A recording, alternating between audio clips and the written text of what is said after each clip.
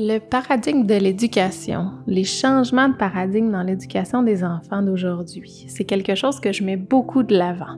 Mais si tout ça commençait d'abord avec un paradigme de l'enfantement, comment les parents, les futurs parents sont accompagnés à devenir des parents?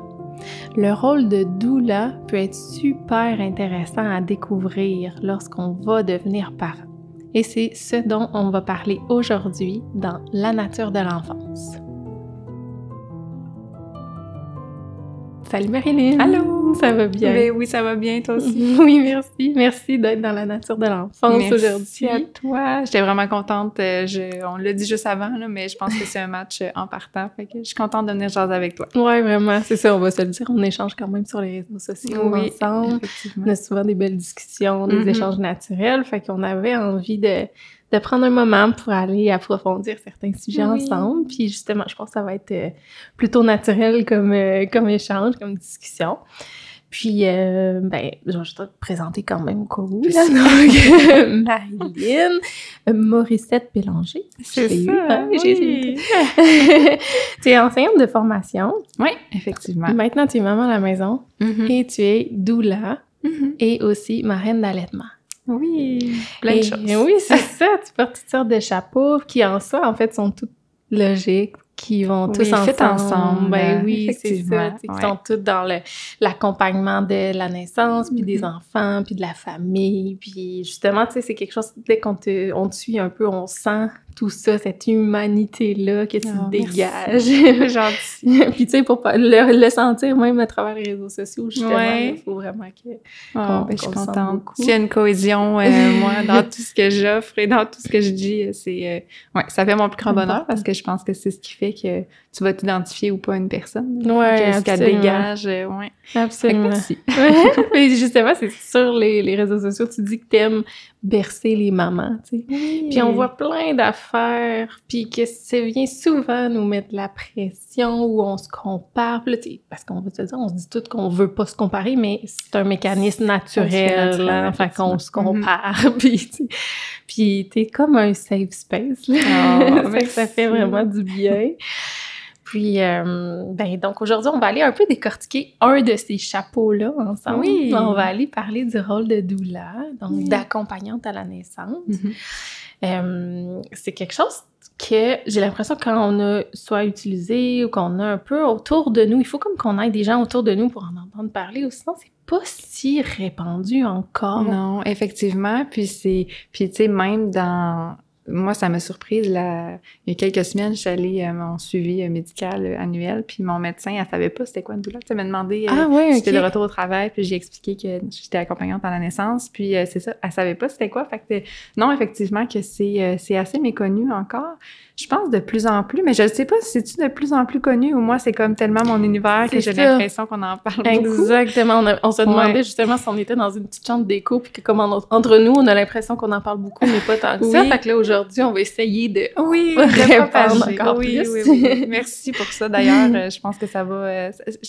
ceux qui connaissent pas, je pense que ça peut être une belle révélation, puis ceux qui connaissent, mais ça peut être des fois juste des confirmations que c'est soit pour toi ou peut-être pas aussi. Oui, parce que tu peux avoir eu une grossesse, un accouchement, un enfantement sans avoir une doula, puis te dire, peut-être que cette fois-là, ça pourrait être intéressant. Ça arrive souvent que ça se passe de cette façon-là, parce que, parfois, il faut un accouchement pour savoir ce qu'on veut réellement. Souvent, ça dessine un peu plus le portrait de ce qu'on désire pendant une naissance. Fait que oui, ça arrive quand même régulièrement que c'est des deuxièmes bébés.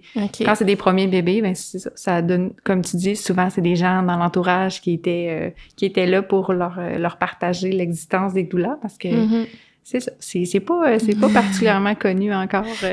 On va commencer par cette base-là. Oui, on le nomme, on en parle, mais en quelques mots, pour mettre une base, c'est quoi une doula? C'est quoi une accompagnante à la naissance? Oui, c'est bien que tu l'amènes comme ça parce que une doula, ça peut être une accompagnante à la naissance, mais ça peut aussi ne pas être une accompagnante à la naissance. Fait que c'est pas juste une accompagnante à la naissance. Il va y avoir des doulas qui vont se dire large spectre, fait qu'ils vont vraiment toucher à plusieurs choses. Puis il y en a qui vont aller se spécialiser à différentes parties, là, soit, par exemple, des douleurs en préconception, fait qu'ils vont être là pour les personnes qui ont un parcours en fertilité. Ah, mon Dieu! Ouais! Ce bout-là, je le savais pas, j'aurais aimé le savoir plus tôt. Ouais. Fait qu'il y a des douleurs qui vont se spécialiser vraiment en préconception, fait que pour accompagner la femme là-dedans dans toutes les étapes qu'elle va traverser en fertilité. Il y a des douleurs qui vont être des douleurs plus au niveau du deuil, fait que quand il y a un deuil périnatal à avoir, accompagner la famille à travers ça. Sinon, accompagnement à la naissance. Il va y avoir des douleurs postnatales aussi, fait qu'ils vont être vraiment plus au niveau du 4e trimestre, accompagner la famille, assurer une continuité là-dedans entre la naissance puis l'arrivée dans le monde de la parentalité. Puis il y a même des douleurs en fin de vie, qui vont accompagner les gens qui sont en fin de vie. Fait qu'il y a vraiment toutes sortes de douleurs. Puis je pense que la douleur en soi, dépendamment de ton besoin, mettons qu'on prend l'accompagnante à la naissance, je pense qu'elle aussi, elle peut se décliner en plusieurs versions. Tu sais, ça peut être, pour une personne, ça va être comme une meilleure amie, fait qu'une personne à qui tu veux te confier, une personne que tu veux toujours pouvoir écrire quand tu as des questionnements. Il y en a d'autres pour qui ça peut être comme, mettons, plus une maman qui va avoir un côté vraiment chaleureux, réconfortant, qui va prendre soin de toi. Puis parfois, ça va être un peu tout ça. Ouais. Fait que ça va prendre différentes couleurs, dépendamment des besoins, mais... il y a beaucoup de petites déclinaisons là, à ce métier-là, dépendamment de c'est ce que la personne a désire faire. Ouais, comme moi, c'était vraiment plus au niveau d'accompagnement à la naissance. Puis, finalement, en fait, ma formation a touché aussi le avant la naissance, a touché aussi le postnatal. Fait que, tu sais, j'offre vraiment un suivi complet, là. Fait que du moment où que la maman m'écrit jusqu'à temps que, je te dirais environ jusqu'à la fin du 4e trimestre. Là. OK. Wow. Okay, voilà. C'est super précieux. Puis c'est ça. Tu sais, mon élan en premier, quand j'ai eu envie de recevoir une doula ou de parler de l'accompagnement à la naissance, c'est beaucoup parce que, tu sais, ici, je parle du paradigme de l'éducation, puis que je pense qu'il faut qu'on s'adapte un peu à une nouvelle vision de ce qu'est l'enfance, qu'on mette cette vision-là à jour. Mais je pense que ça commence avant ça, tu sais. Tellement. Avant l'arrivée de nos enfants, on va franchir, nous aussi, tu sais, à chaque enfant qui naît, il y a un parent qui naît aussi, tu sais. Puis, lui, l'enfant, il arrive cette journée-là, mais le parent, ça fait déjà un bout qui est en train de se construire. Oui, et puis il y a vraiment une double naissance. Comme tu dis. Ça. C'est vrai que le chemin que tu vas avoir emprunté, mettons, pendant ta grossesse ou même à l'accouchement directement, je pense aussi que ça va influencer beaucoup le parent que tu vas être, sans être figé. Là. Non, absolument pas. C'est toujours une progression là-dedans. Oui, effectivement, mais oui, vraiment. C'est vrai ça. Fait qu'on avait envie, c'est ça, aujourd'hui, d'aller réfléchir sur ce parcours-là, puis l'impact que quelqu'un d'autre peut avoir dans ce parcours-là aussi. Puis c'est drôle, spontanément, je pense aussi qu'on vit beaucoup notre parentalité de manière isolée.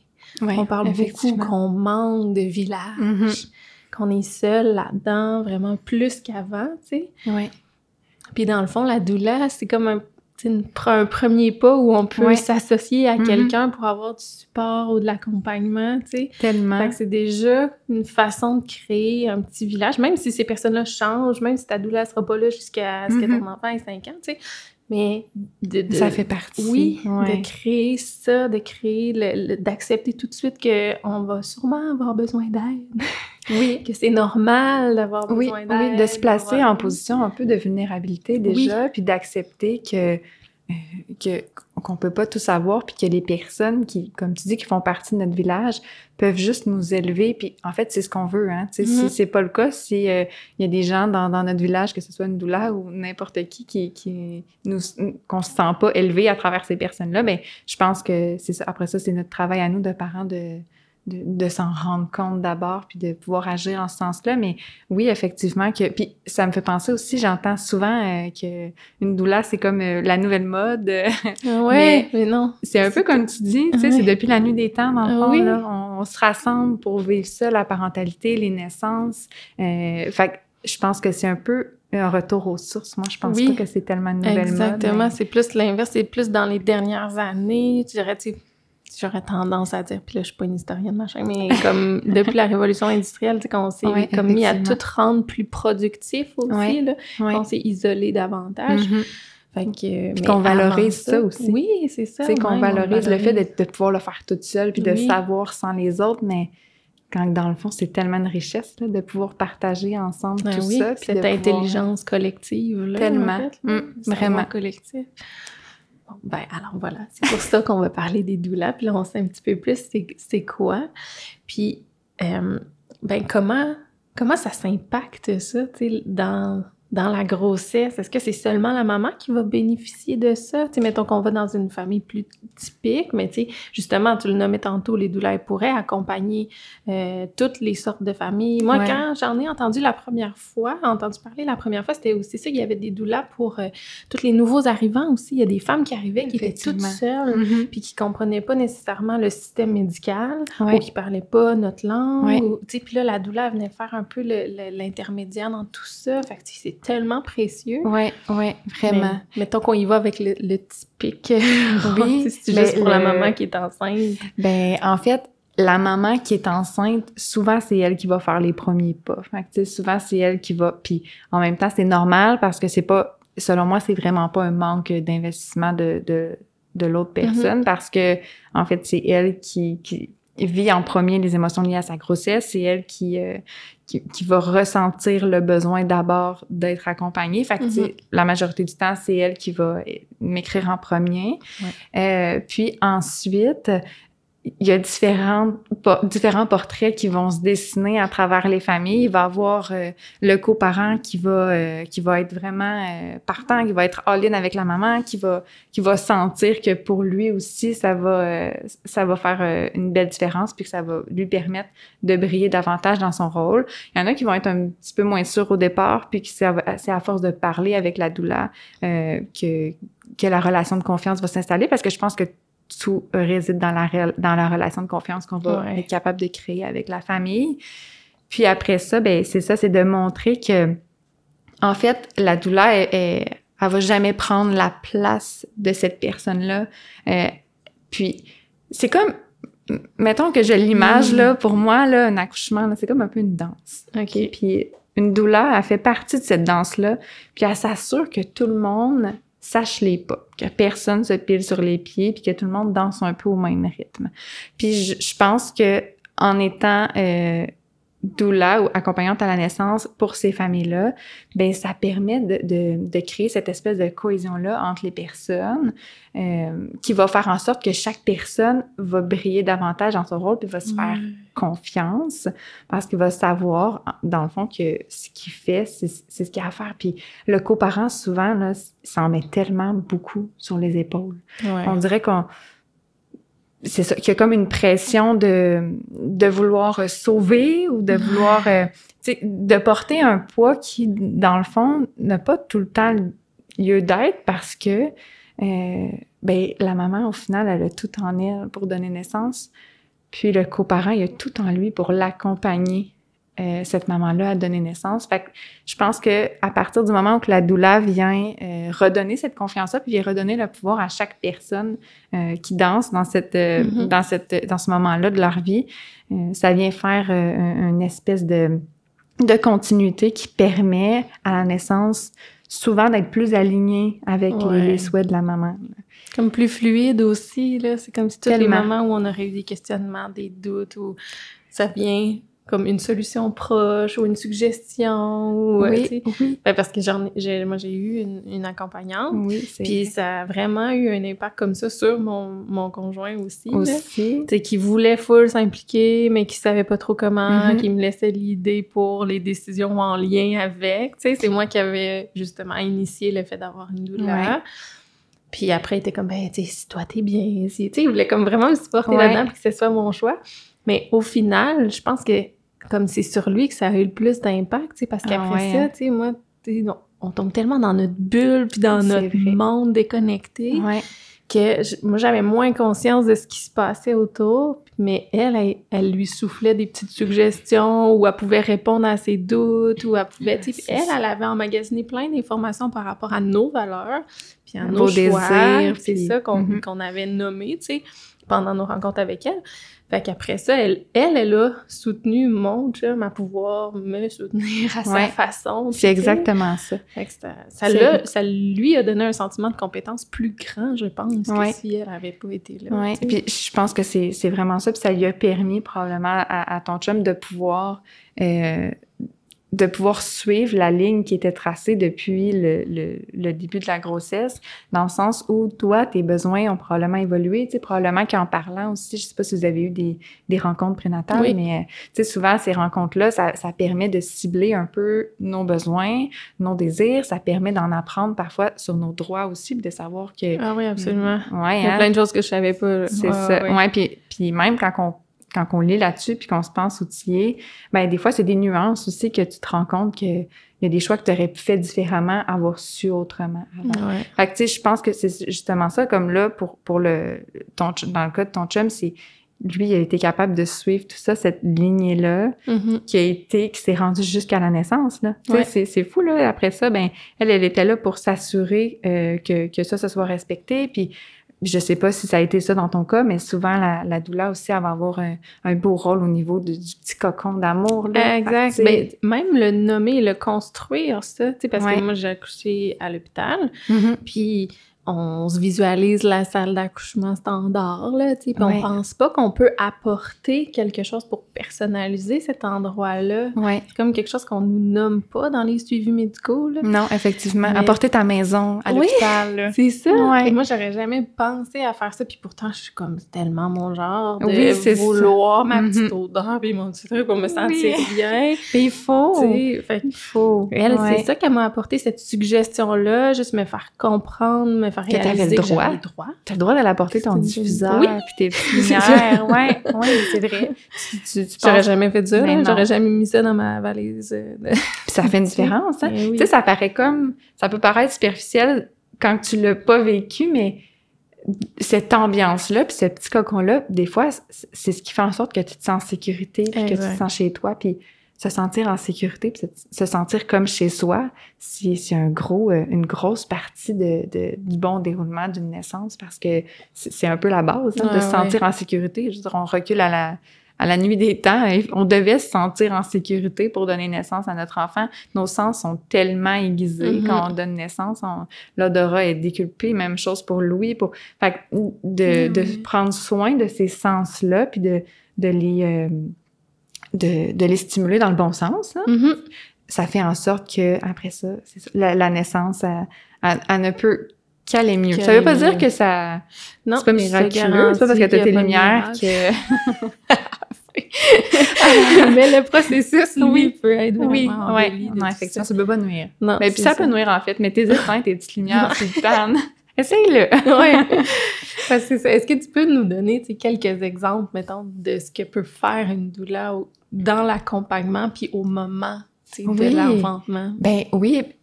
Mettons qu'on y va avec qu'est-ce qu'une doula peut apporter, que je considère qu'il n'y a pas nécessairement à la base. Pour un couple qui a pas choisi d'avoir une accompagnante à la naissance. Mais je pense que, premièrement, ça fait une personne de plus. Fait que ça fait une personne de plus pour permettre justement aux coparents d'être 100% présents avec la maman. Parce que pendant que le coparent prend soin de la maman, mais le rôle de la doula, ça peut être, entre autres, d'assurer la communication, par exemple, avec le personnel. Ça peut être de s'assurer que la bulle est respectée. Fait que, par exemple, qu'il y a une lumière qui s'ouvre dans la salle de bain, d'aller la refermer. Tu sais, ça a l'air superficiel, mais pendant ce temps-là, le coparent, il est encore en train de prendre la main de sa blonde puis d'en prendre soin. Oui, puis tu sais, malgré tout, c'est un geste quand même super intime pour plusieurs, où tu sais, ça demande, tu sais, je pense juste au cas de la pudeur, là. Ouais. Puis tu sais, mettons, à l'hôpital, les gens, c'est leur lieu de travail, là. Ils rentrent, ils sortent. Oui. Juste ça, là, ma doula, là, je pense qu'elle a fermé la porte 8000 fois. Ouais. Bon, j'ai travaillé plusieurs heures, là, mais tu sais, juste de s'assurer que la porte est fermée, que c'est ma bulle, que c'est ma zone, tu sais.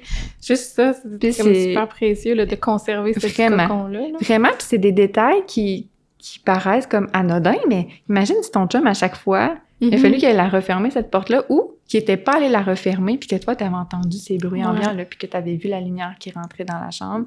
Fait que ça, je pense que le fait que ce soit une personne de plus aussi au niveau des points de pression. Fait que, tu sais, quand on tombe dans la phase de transition, que l'intensité augmente d'un cran, de pouvoir être deux, aussi de pouvoir, je l'ai dit un peu tantôt, mais de pouvoir assurer la continuité des besoins, des souhaits, des désirs de la famille jusque sur les lieux de naissance, puis même en postnatal. Fait que, tu sais, parce que moi, c'est quelque chose, je sais pas comment tu l'as vécu, toi, mais moi, à mon premier bébé, c'est quelque chose que j'ai trouvé difficile de donner naissance à l'hôpital. Moi, j'avais pas d'accompagnante à la naissance. Okay.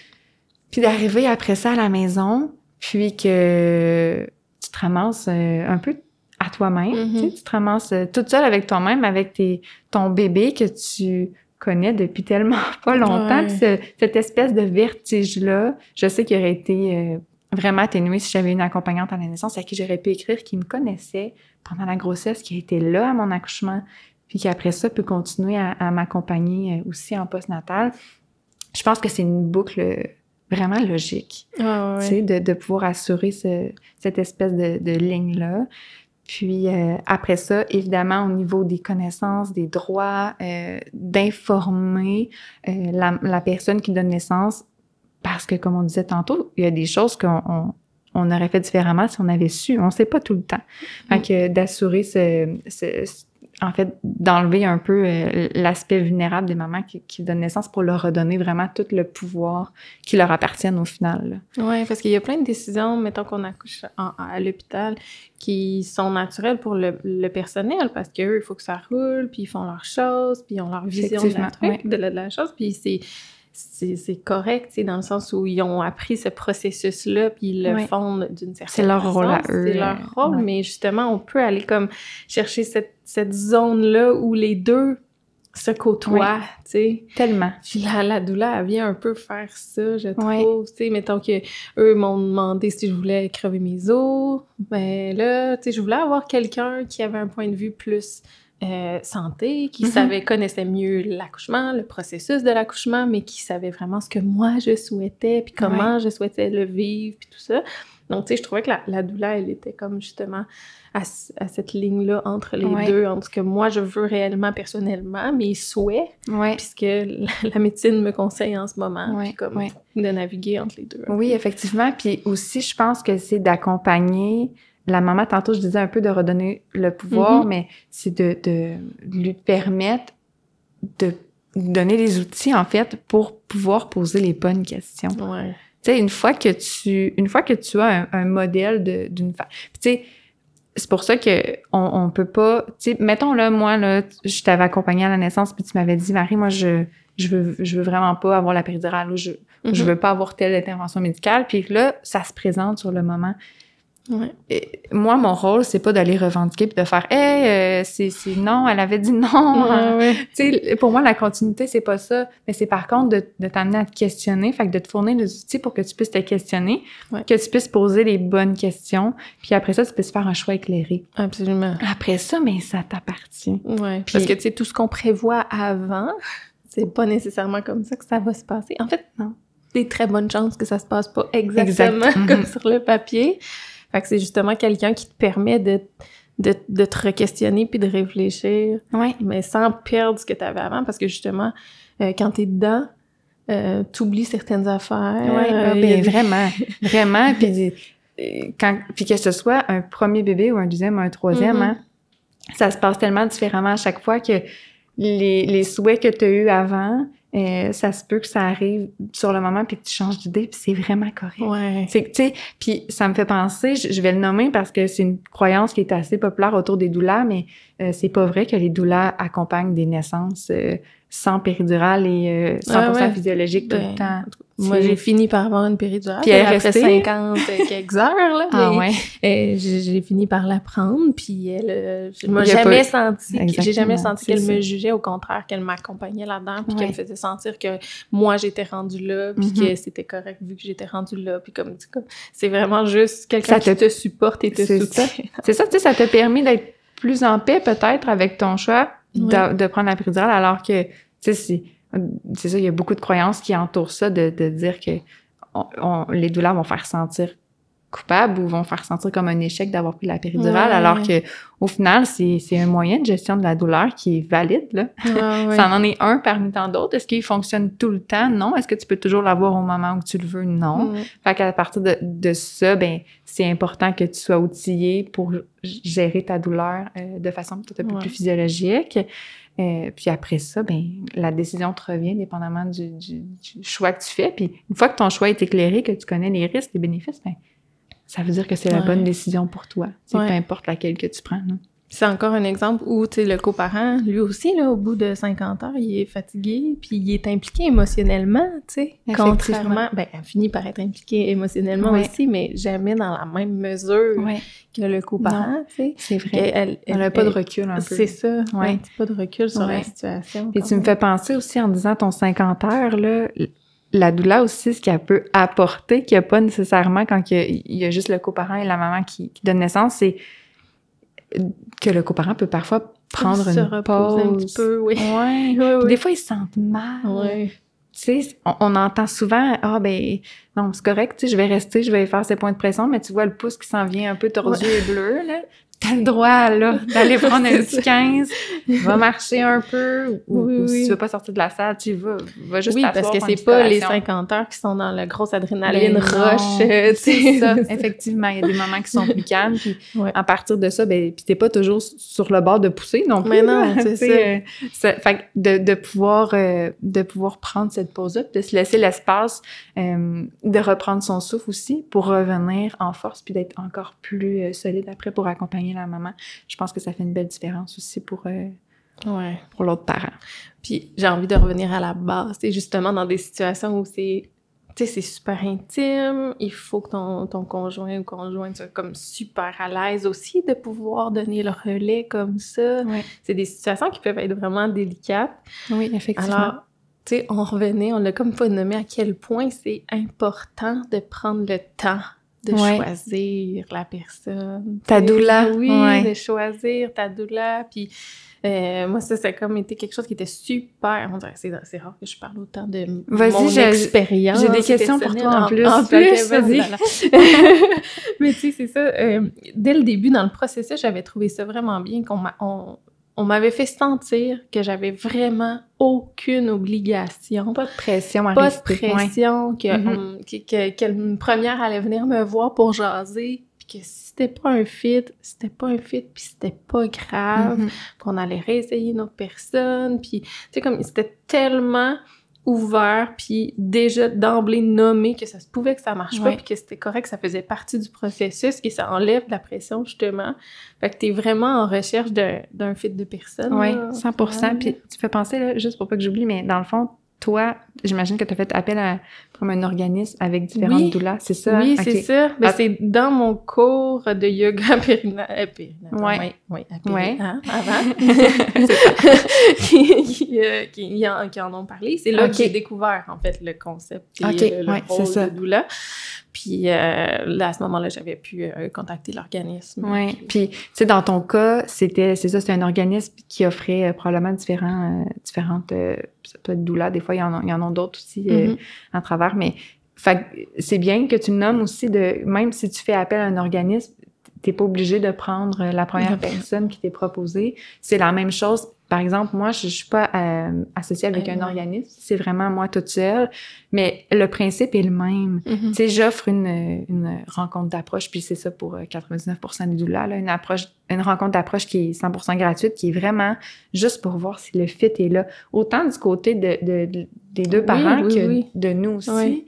Puis c'est méga important, puis c'est un cadeau qu'il faut absolument s'offrir de pouvoir, d'avoir la dignité de se dire, c'est pas parce que j'étais pas bonne qu'elle m'a pas choisi, ou c'est pas parce qu'il me manquait quelque chose, mais juste parce que le fit était pas là, puis ça m'est pas arrivé encore, mais je suis 100% convaincue que le jour où il y a une famille qui fera une rencontre d'approche puis qui déciderait d'aller ailleurs, je serais tellement en paix avec ça, puis à la limite fière, parce que je me dirais bravo, parce que c'est vraiment le début de votre vie de parent que vous faites en pleine conscience, puis c'est ça qu'on veut, là. Oui. Aller vers les personnes qui vous font sentir bien. Puis, je l'ai pas nommé tantôt, mais donner naissance, là, ça devrait être fait dans la même ambiance, dans le même contexte que quand on fait le bébé. Fait qu'il faut que la personne qui soit présente là, on s'entend, là, il faut que tu aies confiance en elle, il faut que la cohésion soit là entre toutes les personnes, il faut que chaque personne se sente bien. Puis, moi, il y avait une gang. Toi, il y avait une gang. À cause de la fertilité, OK, pour ceux qui suivent pas. Pourquoi il y avait une gang? À la naissance ou à la conception? Il y avait des étudiants à la fertilité. Fait que c'est ça. Ouais, non, effectivement. Mais tu sais, comme ça, c'est quand même une notion qui vient vraiment, qui peut apporter une grosse nuance dans le fait de donner naissance, d'avoir autant de gens, puis d'avoir une doula qui est là pour te ramener un petit peu à juste toi, ton corps à toi, puis à ton partenaire. Ça peut faire vraiment une belle différence, mais pour ça, il faut que tu y fasses confiance, puis il faut que tu te sentes bien avec elle. Puis je pense que une question de connexion, tu le sens après une seconde. Tu le vis, tu sais. Fait que t'as pas besoin... Si tu te questionnes, je pense que c'est pas la doula qui est pour toi. À partir du moment où t'es pas certain que ton petit feeling de maman, là, il existe déjà. Là, puis je pense qu'on devrait l'écouter dès la recherche de la doula. Puis ça, c'est tellement beau, tu sais, ce que tu nommes là, ça revient à l'introduction qu'on faisait tantôt, que dans le paradigme de l'éducation, il y a quelque chose qui se passe avant même qu'on ait nos enfants. Parce que c'est dans tout ce processus-là qu'on va vivre les premières fois où on doit s'affirmer en tant que parent. Se faire confiance. C'est ça. Faire comme ça me ressemble pas. Ça correspond pas à mes valeurs. Mais à quel point que tu trouves déjà tes couleurs? Oui, c'est fou, ça. Hein? Il y a comme des choses que ton instinct va t'appeler à faire, à accepter ou à refuser. Mais il faut se sentir bien pour faire ça. Mais c'est pour ça que, tu sais, on a mis déjà des petits pas vers un paradigme de l'éducation qui est différent parce que tu prends posture à la défense de tes droits et éventuellement des droits de ton enfant, tu sais. Vraiment. Puis c'est les premières fois où ça arrive, là. Fait que, puis c'est... Puis on parlait tantôt qu'il y a une naissance qui survient quand l'enfant naît, mais qu'il y a aussi une naissance du parent qui arrive avant, tu sais, dès le test positif, même, j'ai envie de dire, en préconception, quand tu commences déjà à avoir cette envie-là puis ce désir profond-là d'avoir un enfant, ta naissance à toi est déjà entamée, puis chaque petit pas comme ça, comme choisir une doula, ou même si tu décides de pas avoir de doula, mais toutes les choses, les moments où tu dois t'affirmer, les moments où on essaie de rentrer un peu trop dans ta bulle de femme enceinte, les moments où on remet déjà en question les choix que tu vas faire pour ton enfant alors qu'il est même pas encore né. Oui, absolument. Et où tu dois prendre position puis t'affirmer. Je crois aussi que ça teinte grandement le parent que tu deviens, puis ça te forme tranquillement la maman que tu vas devenir. Ouais. On dit souvent que le fait d'avoir des enfants, c'est nos plus grands enseignants, là, puis on grandit en même temps qu'eux parce qu'on apprend à se connaître, puis mais c'est déjà là, d'apprendre à dire non à tous ceux qui veulent toucher à ta bédaine quand t'es pas à l'aise, c'est de mettre tes limites pour respecter ton corps. Ça va être des limites que tu vas en mettre au moment de l'accouchement, mais quand le bébé va être là, si t'es pas à l'aise que quelqu'un touche, tu sais, c'est comme, on dirait que ça nous amène à nous pratiquer tellement, un petit peu. Tellement. C'est drôle qu'on parle de ça parce que j'ai une discussion hier avec une maman que j'accompagne à ce sujet-là, mais c'est exactement ça. C'est que j'ai l'impression, puis pas qu'on désire pas là, que les gens de l'épicerie viennent toucher ton ventre, on lance pas ça dans l'univers pour que tous les gens viennent toucher les bédaines, sauf que c'est vrai que ça te pratique à t'affirmer. Puis c'est vrai que à travers chacun de ces petits moments-là où que tu as été inconfortable, ben cet inconfort-là parle tellement. Il faut que tu l'écoutes, puis il faut que tu en prennes soin, puis que tu ailles voir. Ça gratte quoi, ça, à l'intérieur de toi. Oui, parce que c'est légitime que ça monte. Ou si toi-même, après, tu fais comme, ben voyons, pourquoi j'ai réagi comme ça? Ben, allez voir pourquoi, puis prendre un moment d'introspection. Ça va être la même chose quand ton bébé ou ton enfant va être là, puis qu'il va se passer quelque chose, puis tu vas faire, ben voyons, j'ai donc bien réagi fort. Qu'est-ce qui s'est passé? Ou j'ai pas réagi. Pourquoi j'ai pas réagi? Puis, dans les deux cas, je pense que ça parle beaucoup. C'est important de l'écouter. Comme tu dis, prendre un petit moment d'introspection après pour voir si t'as pas été confortable dans ta réaction ou dans la situation tout court, qu'est-ce que tu aurais pu faire de différent? Puis éventuellement, ça va être avec ton bébé. Puis souvent, l'inconfort est exponentiel. Une fois que tu as ton bébé dans tes bras puis que quelque chose comme ça arrive, c'est que là, t'as toi, mais t'as aussi le petit être humain qui te tient dans tes bras, sur qui ça impacte tes décisions. Tu sais. Donc, ça nous ramène à un essentiel aussi assez incroyable. Oui, tellement. Cet instinct de maman ours, je sais pas trop, là, protection, non, vraiment.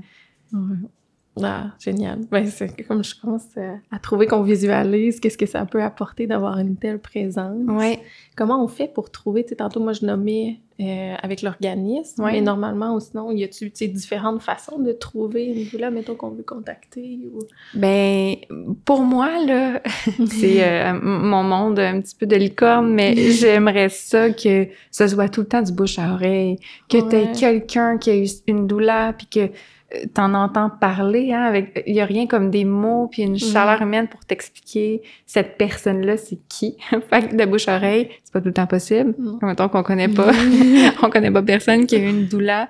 Il y a l'association, il y a une association des doulas, en fait, que tu peux aller voir sur Internet. Tu peux aller voir, ça, c'est juste les doulas qui font partie de l'association qui sont dessus, par contre. Il y en a quand même beaucoup. Après ça, il y a un groupe Facebook qui s'appelle Trouve ta doula. Il y a vraiment beaucoup de doulas, en fait, qui sont là-dessus. Je dirais la majorité des doulas que je connais, ils font partie de ce groupe-là. Fait que de pouvoir aller sur le groupe, tu peux publier anonymement. Fait que, tu sais, t'annonces pas à tous ta grossesse d'emblée en allant écrire là. On pourrait mettre quelques liens dans les notes du podcast aussi pour faciliter la recherche. La vie aux gens qui cherchent. Oui, effectivement. Puis c'est aussi ce qui est le fun, c'est que dans ces groupes-là, tu as toujours l'option sur les groupes Facebook de faire une recherche, fait que d'aller voir dans ton secteur, des fois, de voir c'est déjà des gens qui ont commenté. Puis après ça, ben il y a beaucoup, comme je disais tantôt, là, sur les réseaux sociaux, il y en a quand même beaucoup des doulas qui s'affichent, fait que tu d'aller suivre des comptes.